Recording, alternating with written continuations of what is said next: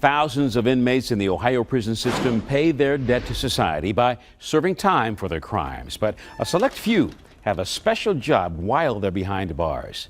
These inmates feed, care for, and train puppies right in their cells, and they're with them round the clock.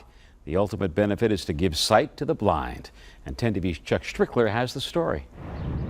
The Franklin Medical Release Center, a state prison in the shadow of downtown Columbus, razor wire separating the more than 400 inmates from society.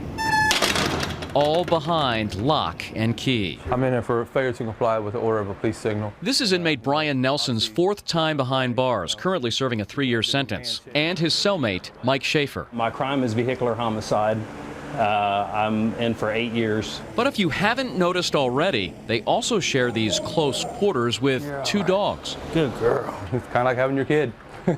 Brian cares for Leah, an 11-month-old standard poodle. We get them, they're just puppies, just playful puppies. And Mike is caring for a 5-month-old boxer named April. It's nonstop. We're with them 24/7. They live together, play together, eat together. They're best of buds in here. Brian and Mike are part of the prison's pilot dog program. Good girl, mama. There's plenty of time for personal attention and grooming. Good girl. Okay, Leah, heel. But it's serious business with daily training in the prison yard. Good baby girl. Good girl. Heel. Stay.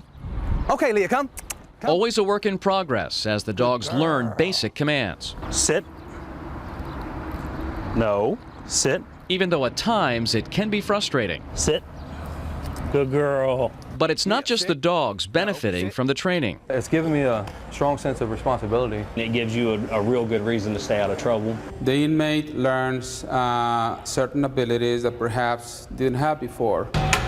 Warden Francisco Pineda says it's all part of the rehabilitative process to help inmates prepare for the time when they leave here and become productive members of society. So I believe altogether everyone wins. We say it's kind of the backbone of our company. Melissa Henwood says almost half of their future guide dogs are initially trained at the Franklin Medical Release Center and 3 other prisons.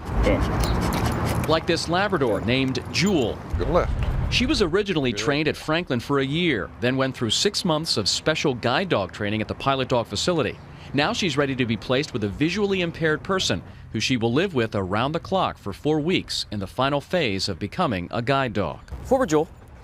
Jewel is trained to be the eyes of the visually impaired person in any situation, especially out on the street. Now I'm wearing a blindfold and she is guiding me here along this sidewalk in a straight line, avoiding any obstacles. She will stop at a curb and also any change in the level of pavement to make sure that both of us are safe. I think it's great what they do. I think it's great that they let us be a part of it. Mike says he's trained 5 dogs in the prison program here, and one of them is now ready to be placed in someone's home. It feels great. Although his sentence ends in a few months, he wants to continue training dogs when he gets out. These dogs will be integral to someone's life. Brian says the poodle he trained before Leah is on his way to become a guide dog too. My way to just return to love is to make sure that my dog does good and it graduates and it becomes, somebody's eyes.